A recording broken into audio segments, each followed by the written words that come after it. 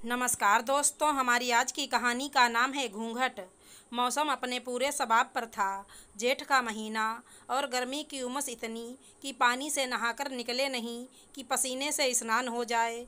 ऐसे में दुल्हन बनना किसी सजा से कम नहीं था अदिति के लिए।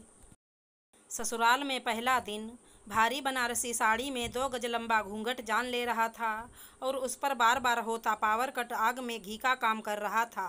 नई दुल्हन को घेर कर बैठी हुई औरतें अपनी ही धुन में गाए जा रही थी। कूलर के सामने बैठी हुई ये भी सोचना भूल गई थी कि दुल्हन को भी आराम या हवा की ज़रूरत है। हे भगवान, अभी तो 4 दिन निकालने हैं इस गांव में। पता नहीं क्या हाल होने वाला है मेरा, कब सारी रस्में पूरी होंगी और कब शहर जाना होगा। मन ही मन घूंघट में बैठी सोच रही थी अदिति। अदिति और देव एक ही शहर में रहते थे। वहीं मुलाकात हुई और परिवार वालों की आपसी सहमत से विवाह तय हो गया। और कोई मांग नहीं थी देव के घर वालों की, बस एक ही शर्त थी कि शादी और सारी रस्में उनके गांव में होंगी। सुनकर तो बड़ा अच्छा लगा उसे। किसी डेस्टिनेशन वेडिंग से कम सोच ही नहीं रही थी वो। पर जब यहाँ आकर देखा तो होश ही उड़ गए उसके। गांव भी पूरी तरह न गांव था न छोटा शहर। बहुत अच्छे लोग और घर थे। ज़रूरत की सारी चीज़ें थी, पर कमी थी पावर और पानी की। शादी के 2-3 दिन तो बड़े मज़े से गुजर गए, जनरेटर और टैंकर की कृपा से। पर अब जैसे ही विदाई हुई समेट कर ले गए सब कुछ और शुरू हो गई परीक्षा नई दुल्हन की।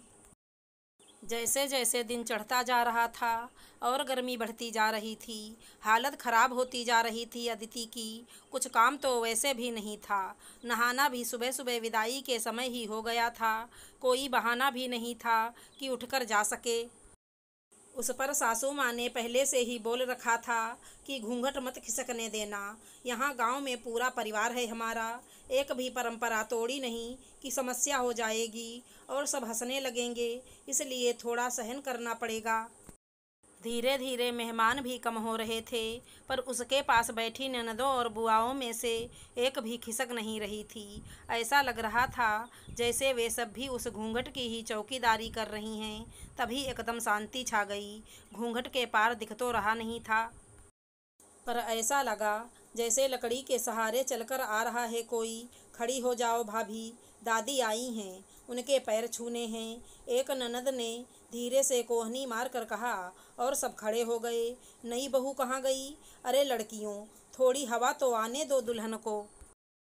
मक्खियों की तरह चिपट कर बैठी हो, हटो यहाँ से। दादी की रौबदार आवाज़ गूंजी और सचमुच एक ठंडी हवा का झोंका महसूस हुआ। आजा बहुरिया, आशीर्वाद ले ले, दादी ने कहा और चलकर पैर छू लिए अदिति ने। अरे इतना सारा घूंघट करने को किसने बोला है तुझे, वो भी इस गर्मी में? हाय राम, चेहरा तो देखो कैसा लाल हो गया है गर्मी के मारे। बहू कहाँ गई? ये क्या हाल बना दिया है नई बहू का? सासू माँ को बुलाकर डांटते हुए बोली दादी। वो यहाँ का रिवाज है ना अम्मा जी, वो कर लेगी, डरते डरते बोली सासू माँ। क्यों कर लेगी? अरे तू शहर में रहती है, इसका मतलब ये मत समझ कि हम गांव वाले पीछे हैं। अब तो कोई नहीं करता इतना घूंघट, दादी बोली। पर अम्मा जी, रिवाज है, बहुएं घूंघट करती हैं, चाची ने कहा। हाँ तो क्या हो गया, मेरी बहू तो तुम हो। अरे तुम लोगों को साड़ी की आदत थी, इसलिए साड़ी पहनाकर घूंघट करवाया हमने। अब इन बच्चों को थोड़े ही आदत है इसकी।